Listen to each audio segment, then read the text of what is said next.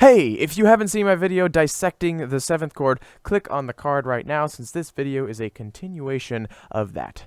So, let's start with the most common little chord progression in jazz, the 2-5-1. And you've also got the 6-2-5-1, which is just putting the 6th chord on the front. So that was a diatonic 2-5-1. You could also do all major, all minor,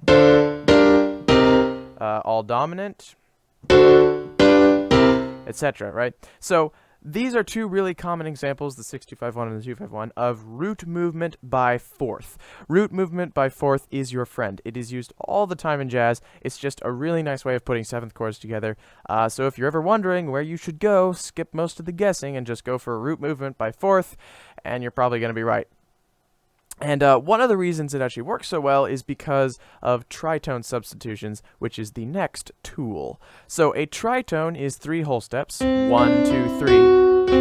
There you go. And a tritone substitution is exactly what it sounds like. You take a chord from your progression, let's say C7, and you find a tritone from that chord, and you play that chord instead. So then you'd be playing, in this case, an F-sharp 7.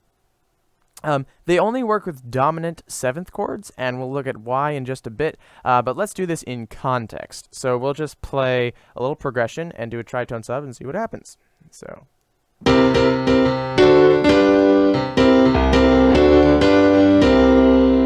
Okay, now let's do a tritone sub of the D7 in there. So we'll play an A flat 7, right? There you go, and now it sounds like this.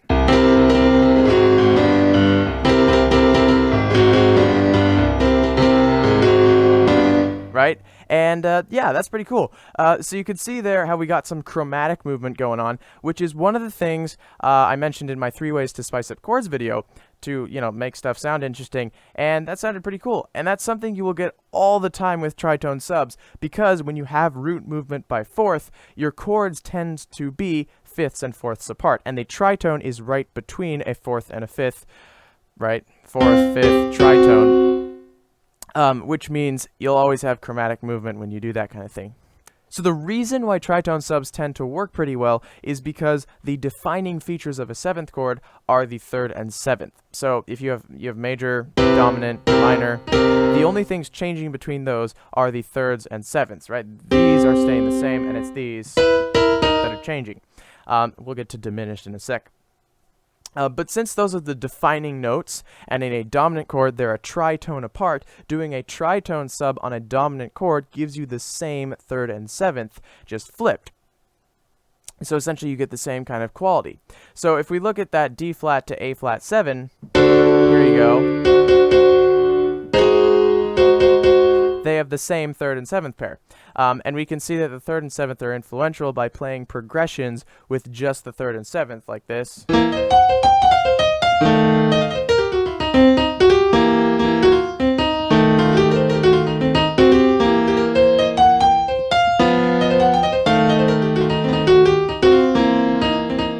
So you see, you could still hear that blues structure, even though I never played the roots of the chords. I was just playing 3rds and 7ths. So yeah. Now you might be saying, hang on, Andy, don't diminished chords have a flat 5, which means it's not just the 3rd and 7th that define each type of 7th chord? Well, yes, diminished chords have a flat 5, and in fact they have 2 tritones in them. But if you do a tritone sub of a diminished chord, you get the same chord back. Try it, see? So, if we go back to that tritone sub progression, we can look at another thing which is real nice, the next tool, which is taking a major chord, making it minor, and then using that in some way to make it interesting, maybe changing keys or just adding interest. You could also go from minor to major. I don't like that as much, but you can definitely do it. So let's do that.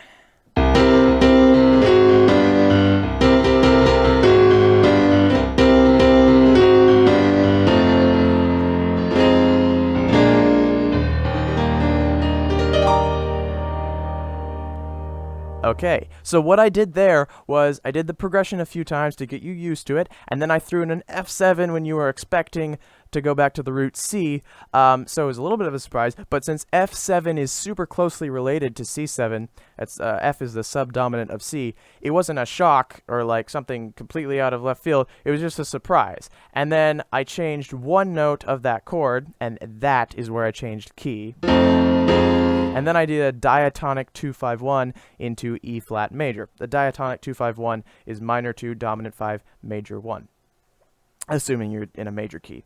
And it sounded pretty solid. Would have actually sounded nice if FL Studio had a decent piano plugin. Okay, last thing is chromatic movement into diminished chords from other 7th chords. It looks like this.